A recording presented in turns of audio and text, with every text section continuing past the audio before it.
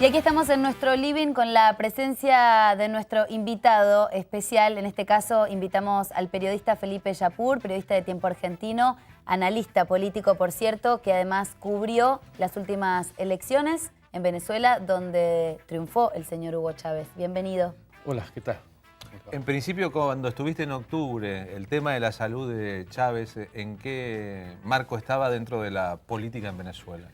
Sin duda que la salud de Chávez era un tema muy importante porque estaba en juego la continuidad de este proceso político y sobre todo la candidatura de él. La oposición jugó mucho en contra o trató de utilizar el tema de la enfermedad como para bajar la cantidad de votantes. Recordemos que en Venezuela se vota, el voto no es obligatorio, entonces estos eran temas que eran tratados como para tratar de buscar que se disminuya la cantidad de votantes, no lo consiguieron.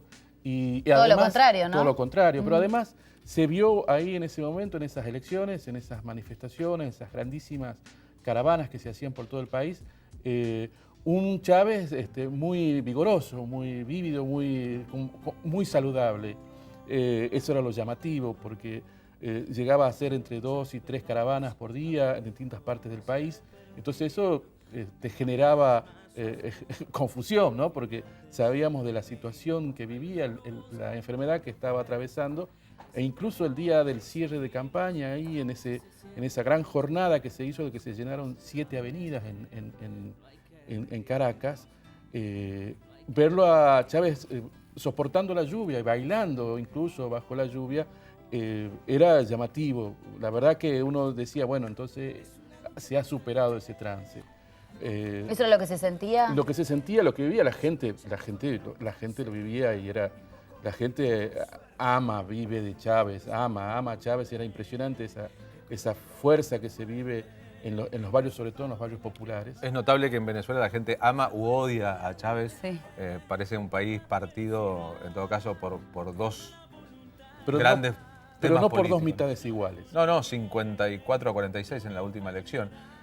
¿Pensás que puede haber, como suele decirse a partir de la noticia de la muerte de Hugo Chávez y en el análisis desde antes, que va a haber un chavismo sin Chávez, como hubo un peronismo sin Perón, por ejemplo?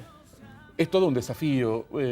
Chávez evidentemente lo vislumbró y por eso nombró a Nicolás Maduro como su sucesor en las elecciones que se tendrán que llamar ahora, según, si mal no recuerdo, según la Constitución, en 30 días más. Si pasa algo, voten por Maduro, dijo. Exactamente. Y Maduro ha estado trabajando en estas últimas semanas muy fuerte, mostrándose cada vez más fuerte como vicepresidente y llevando adelante una postura, o si querés, una cuestión postural muy intensa en el sentido de, bueno, soy el vicepresidente y estoy ejerciendo. Nosotros entrevistamos hace algunos días a Modesto Guerrero, quien escribió esa biografía que recién veíamos en imagen, y le preguntamos a él justamente qué pasaría si en ese momento, si Hugo Chávez falleciera, obviamente, le preguntamos en ese momento. Y él nos dijo que realmente él creía que el pueblo venezolano iba a querer con más intensidad la política de Hugo Chávez. ¿Vos crees lo mismo?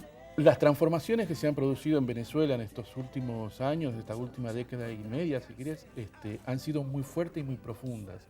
Y en ese sentido, esas transformaciones han calado también muy fuerte en la población y sobre todo en los sectores que acompañan a Chávez y al chavismo o al socialismo del siglo XXI. Y yo creo que en ese sentido eso va a ser muy difícil de olvidar o tratar de desmembrar o terminar con aquello. Yo creo que, porque acá, a diferencia de lo que sucedió en nuestro país, en su momento, el momento máximo del peronismo se terminó con un golpe de Estado. Acá fallece el líder. El líder dejó un sucesor. Obviamente que van a haber miradas internas sobre cómo seguir, cómo avanzar o cómo permanecer.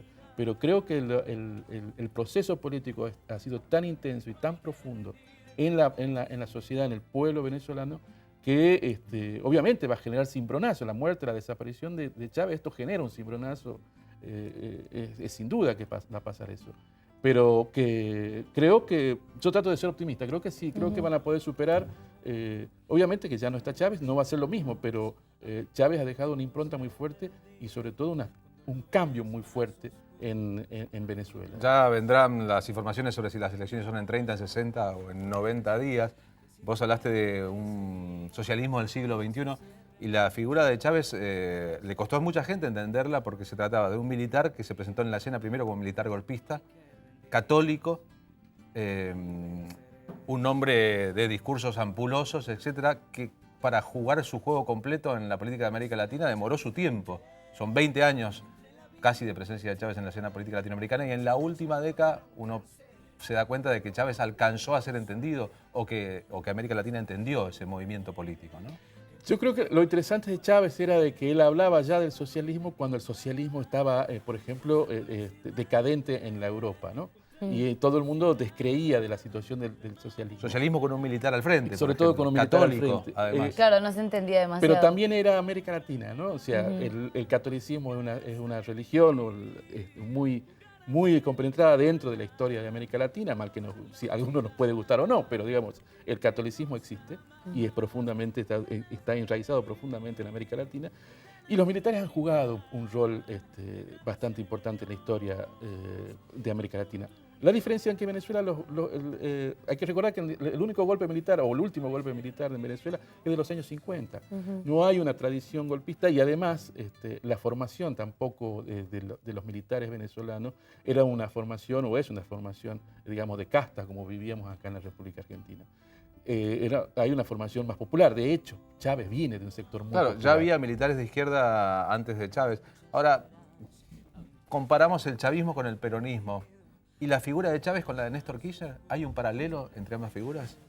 Sí, tal vez el paralelismo a veces, cuando uno camina y visita Venezuela, lo encontraba más parecido a Perón. Que eso le preocupó mucho a Chávez, parecerse a Perón. Pero Kirchner también se parecía mucho a Perón.